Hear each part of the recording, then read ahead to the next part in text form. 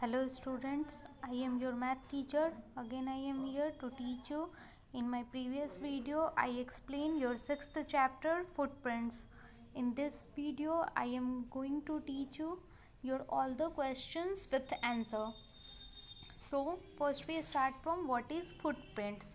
Footprints means जो भी किसी के भी फूट का जो प्रिंट होता है, जो उसका डिज़ाइन होता है, उसे ही हम फुटप्रिंट्स कहते हैं.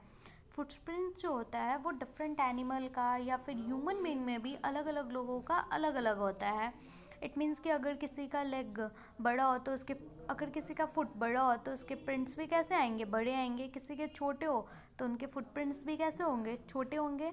उन्हीं तरीक़ों से जो एनिमल्स होते हैं उनके भी फुटप्रिंट्स क्या होते हैं, डिफरेंट टाइप के होते हैं. जैसे कि आप देख रहे हो कि यहाँ पे ये क्या है, टाइगर है. और टाइगर का फुटप्रिंट्स जो है वो कैसा है, कुछ इस तरीके से है. वहीं आप देख रहे हो कि ये क्या है, हैन है. और हैन का फुटप्रिंट्स कैसा है, इस तरीके का है, ट्रायंगल टाइप का. उसी तरह से अगर आप एलिफेंट की बात करो तो एलिफेंट का जो फुटप्रिंट्स है वो कैसे हैं, गोल टाइप का है, सर्कल टाइप का है और इस तरीके से बना हुआ है. तो यहाँ पे आपने देखा कि यहाँ पे ये जो 3 डिफरेंट एनिमल्स हैं, टाइगर, एलिफेंट और हैन, उनके फुटप्रिंट्स भी क्या हैं, डिफरेंट है. इसी तरीके से ह्यूमन बीइंग में भी क्या होता है, किसी का फुटप्रिंट्स जो होता है वो स्मॉल होता है, किसी का बिग होता है. Now there is a story related to this chapter footprints. Bolu and the footprints. Bolu और footprints. One day some baby animals were playing on a muddy road in a jungle. एक दिन की बात है कि कुछ बेबी एनिमल्स मीन्स जो animals थे, उनके जो बेबी थे, उनके जो बच्चे थे, वो क्या कर रहे थे, खेल रहे थे एक मडी रोड पे. मडी रोड मीन्स वो रोड जिस पे कीचड़ वगैरह हो, यानी कि जहाँ पे मिट्टी वाली जो गिल्ली मिट्टी की सड़क होती है या फिर जो कच्ची सड़क होती है उसे ही मडी रोड कहते हैं. इन अ जंगल, जंगलों में. All of a sudden an elephant shouted. तभी अचानक से एक हाथी आता है और वो चिल्लाने लगता है, run run go to your homes. दौड़ो दौड़ो और अपने घर की तरफ जाओ. बोली is coming to shoot with his camera. बोलू जो है वो क्या कर रहा था, अपने कैमरे में ये सारा कुछ शूट कर रहा था. So all the baby animals ran away. और ऐसा सुनते ही जो सारे बेबी एनिमल्स थे वो क्या हुए, भाग करे हुए, क्योंकि वो डर गए अचानक से. बोलू एलिफेंट ने ऐसे क्यों कहा. When Bolu came with his camera. जब वोलू अपने कैमरा के साथ आया, all he saw was the footprints of this animals. तो उसने देखा कि वहाँ पे ये सारे क्या है, एनिमल्स के फुटप्रिंट्स हैं. यहाँ पे आप देख रहे हो कि ये एलिफेंट के फुटप्रिंट्स हैं, ये हैन के फुटप्रिंट्स हैं और ये टाइगर के फुटप्रिंट्स हैं. When Bolu came with his camera, all he saw was the footprints of this animal. जब वो बोलू अपने कैमरे के साथ आते तो वहाँ पे वो फुटप्रिंट्स दिखता है. Now your first question, can you match the animals with their footprints? क्या तुम उस एनिमल को उनके फुटप्रिंट्स के साथ मैच कर सकते हो. So your answer will be yes, we can match the animals with their footprints. हाँ, मैं सारे ही एनिमल्स के फुटप्रिंट्स के साथ मैच करवा सकता हूँ. यहाँ पे आप देख रहे हो कि ये किसका है, एलिफेंट के फुटप्रिंट्स हैं, ये वाले टाइगर के फुटप्रिंट्स हैं और ये वाले हैन के फुटप्रिंट्स हैं.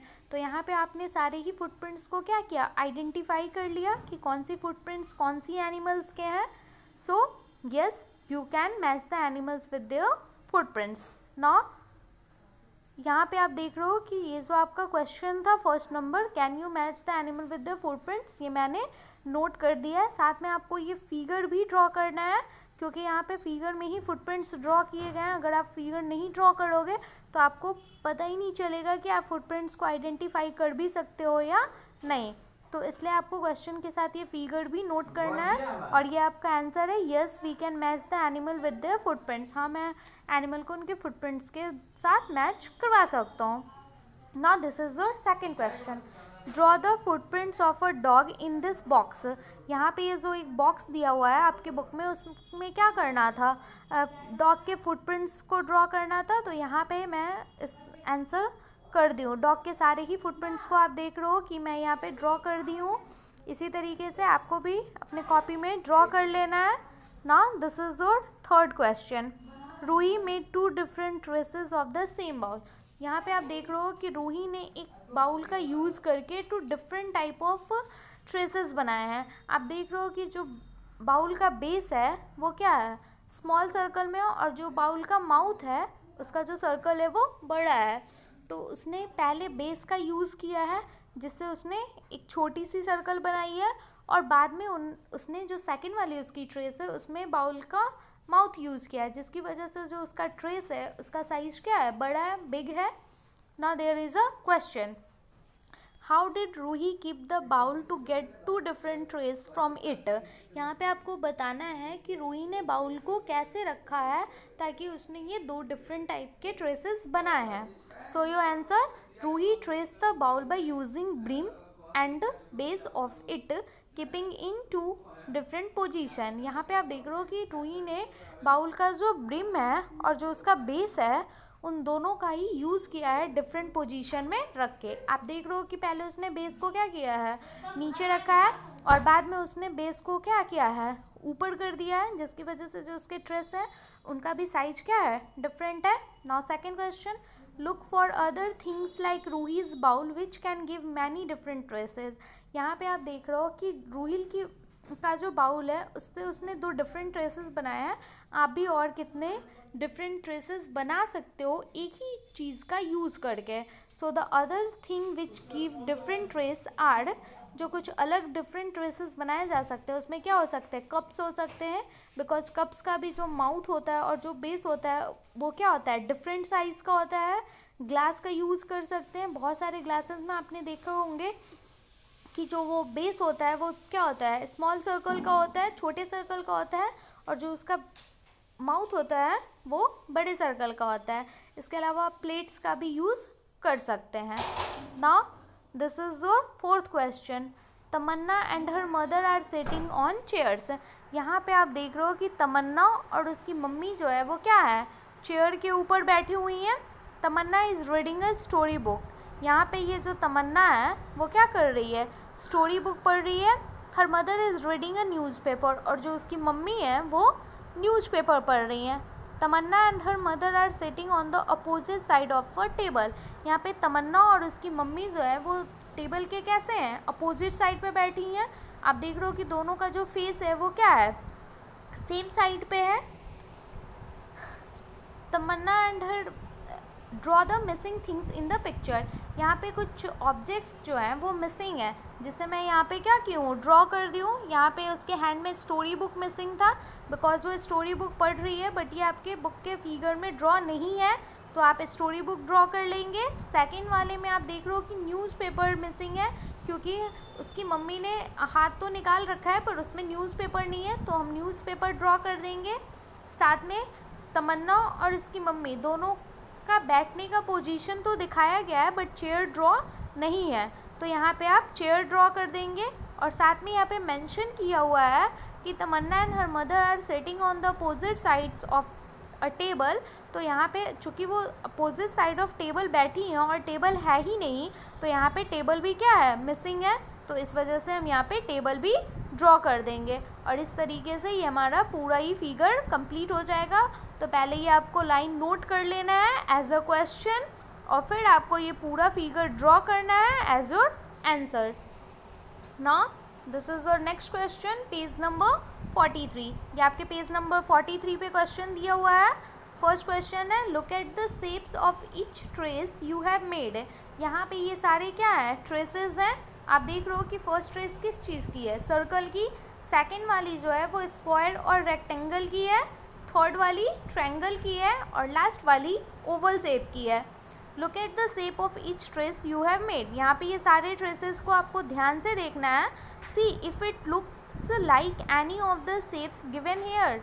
क्या इस तरीके का जो भी आप शेप देख रहे हो, मीन्स कि सर्कल, स्क्वायर, रेक्टेंगल और ट्रायंगल, इस टाइप के कुछ और भी ट्रेसेस, इट मीन्स कि कुछ और भी ऐसी चीज़ें हैं जो इन तरीक़ों की ही दिखती है। Right the name of thing below the space. यहाँ पे जो आपका स्पेस दिया है वहाँ पे आपको उन्हीं चीज़ों का नाम नोट करना है। तो आप देखे होंगे कि जो सर्कल होता है, तो सर्कल के टाइप का ही हमारा चपाती भी होता है। बहुत सारे सर्कुलर फेस वाले क्लॉक भी आते हैं, तो आप क्लॉक लिख सकते हैं। प्लेट, मैक्सिमम प्लेट्स जो होते हैं वो कैसे होते हैं, सर्कल के शेप के ही होते हैं। व्हील तो सारे ही सर्कल के शेप के होते हैं, और जो हमारे कॉइन आते हैं वो भी किन शेप के होते हैं, सर्कल शेप के ही होते हैं। तो यहाँ पे मैं कुछ नाम नोट कर दी हूँ, 5 सर्कल ट्रेसेस। अगर आपको कुछ और भी आता हो जो सर्कल जैसा ही दिखता हो, लाइक बॉल, फुटबॉल, तो ये भी आप नोट कर सकते हैं। नाउ रेक्टेंगल और स्क्वायर में आप देख रहे हो कि मैंने क्या लिखा है, क्लॉक लिखा है। तो बहुत सारे जो क्लॉक होते हैं उनके फेसेस रेक्टेंगुलर भी होते हैं या फिर स्क्वायर शेप के भी बहुत सारे मार्केट में क्लॉक्स आते हैं, तो इसलिए आप क्लॉक लिख सकते हैं। बहुत सारे जो ग्लासेस होते हैं वो भी रेक्टेंगल या फिर स्क्वायर शेप के आते हैं। बुक्स, मैक्सिमम बुक जो हमारा होता है वो किन शेप का होता है, रेक्टेंगल ही होता है या फिर कुछ स्क्वायर शेप के होते हैं। नोटबुक भी हमारे रेक्टेंगल और स्क्वायर शेप में ही आते हैं। मैच बॉक्स का तो शेप कंफर्म वो रेक्टेंगल के जैसा ही होता है। इसके अलावा हमारा इरेज़र, टिकट, इसके साथ ही शॉर्पनर, ये सब भी कैसा होता है, रेक्टेंगल के शेप का ही होता है। तो इन सारी चीज़ों का भी आप नोट कर सकते हैं। नेक्स्ट है हमारा ट्रायंगल। तो आपने देखा होगा कि ट्रायंगुलर कैप आता है, ट्रायंगल के शेप का कैप होता है, तो यहाँ पे आप कैप लिख सकते हो। इसके अलावा जो हमारा शार्पनर होता है, तो किसी शार्पनर का आजकल तो मार्केट में बहुत सारे डिज़ाइन के शार्पनर्स आते हैं, स्क्वायर शेप के भी, सर्कल शेप के भी, ट्रायंगल शेप के भी, तो इसलिए आप ट्रायंगल वाले में शार्पनर भी लिख सकते हो। इसके अलावा आप ट्रायंगुलर पेपर लिख सकते हो, या फिर आपको कुछ और भी दिमाग में आ रहा हो कि हाँ इसका शेप ट्रायंगल जैसा होता है, तो आप उसका नाम भी यहाँ पे नोट कर सकते हो। नेक्स्ट है आपका ओवल। तो जो ओवल होता है, ओवल शेप का प्लेट आता है। इसके अलावा एक का तो शेप ही ओवल होता है।